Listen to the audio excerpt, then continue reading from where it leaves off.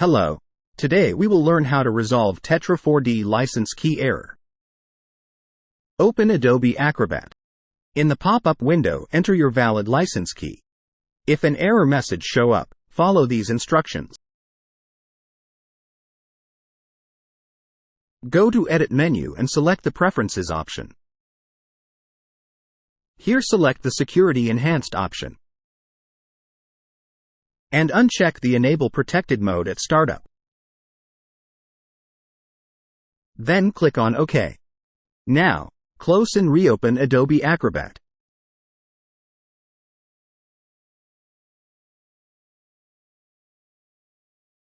Click on I already have license key. And enter your valid license key again.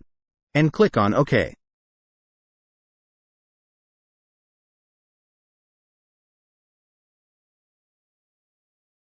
Now, go to Tetra4D Converter drop-down menu and select About Tetra4D option.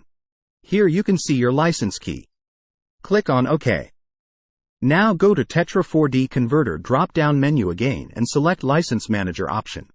Here, make sure that status should be unlimited and click on Exit.